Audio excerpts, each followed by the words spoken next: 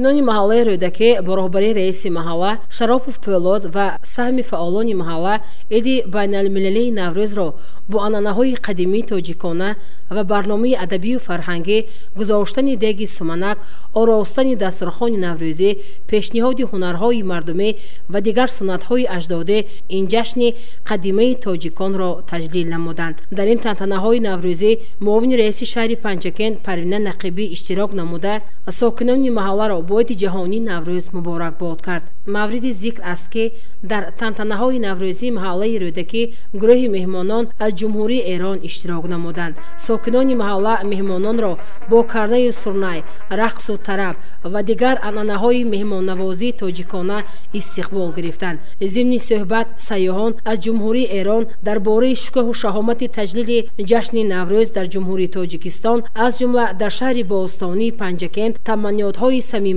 و تأثیرات خاطرمان بیان کردند. بار اول اومدید به شهر پنجکند؟ بار اول اومدیم. خوشحال هستید؟ کلاً تاجیکستان بار اول اومدیم. بار دیگر خوش آمدید. زنده باشید. قربان شما. نوروز شما مبارک. به خدا به بچه‌هام تلفن زدم، گفتم اگه چاره داشتم بر نمیگشتم ایران. انشالله که همیشه شاد باشید. کشورتون شاد باشه، خودتون شاد باشین. همه چی عالی بوده، همه چی عالی. خدا را شکر. جهان سپاس. نوروز مبارک به همه فارسی زبانان، تاجیک زبانان و همه مردم تاجیکستان. ما الان در شهر پنجکند هستیم، جایی که محل تولد رودکی پنجرود که شعر فارسی، شعر تاجیکی مدیون رودکی است و خیلی خوشحالیم. من خیلی خودم به شخص خوشحالم که توی سرزمینی هستم که این سرزمین ادامه سرزمین ایران، ادامه سرزمین آریا، ادامه سرزمین فارسی تاجیکی بوده و نوروز به عنوان یک میراث، یعنی چیزی که به زیبایی به ما ارث رسیده از نیاکان ما از هزاران سال پیش، اونقدر نوروز زیبا هست که همه دنیا اول بهار رو یک جوری جشن میگیرن. همه دنیا، هر کشوری هم این کار رو نمی کرده جدیداً داره این کار رو انجام میده، ولی باعث خوشبختیه که ما هزاران سال، یعنی از قبل از همه دنیا، ما نوروز رو جشن گرفتیم، یعنی اول بهار رو، و این نشون دهنده بزرگی و عظمت تمدن آریایی و تمدن این منطقه است. نوروز به شما مبارک. نوروز به همه مردم عزیز تاجیکستان که همزبانان ما هستند و همدل ما هستند و ما همه یکی هستیم مبارک باشه. دوست آید گرم در آغوش که رسم خوبی تاجیکان را گم کن. خوش آمدید. خیلی ممنون. از مهمان نوازی تاجیکان سپاسگزارم. زنده باشید. فصل نوروز است، ایامی بهار، گل شو گفت و گشت عالم لاله‌زار، دشت و صحرا سبز و خرم گشته است از نسیمی صاف هوای بی‌غبار.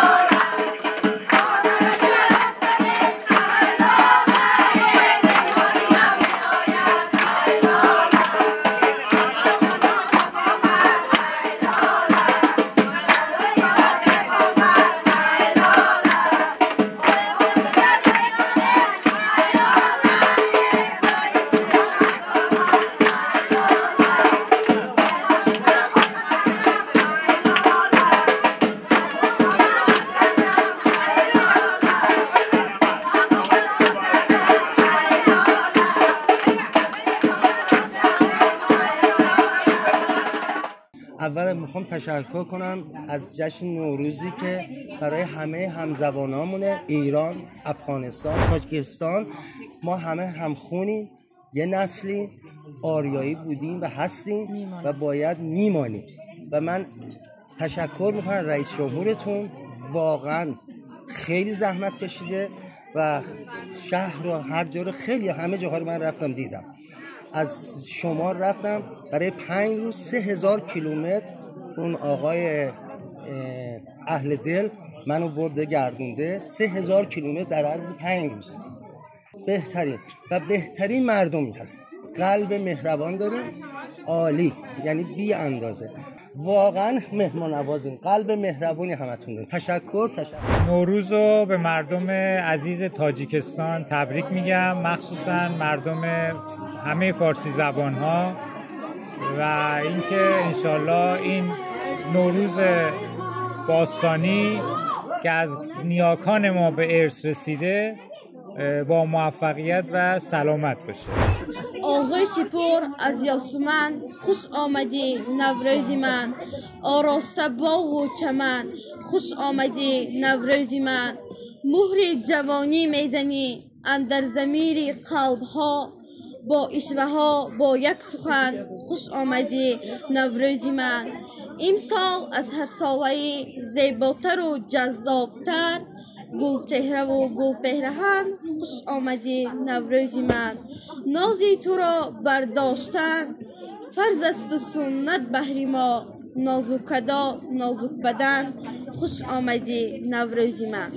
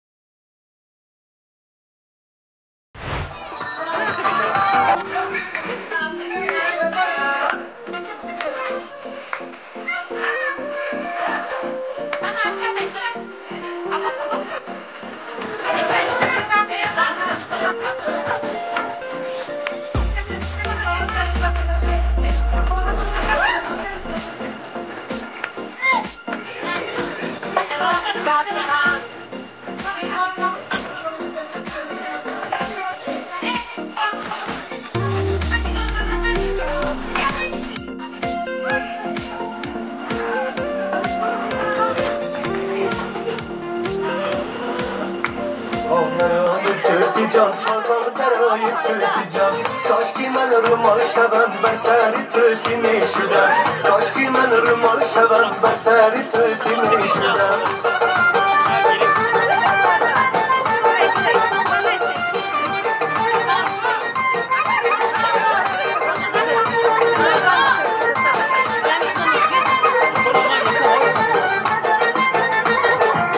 کتی جان بالا شینه دامانتون گر نگیرم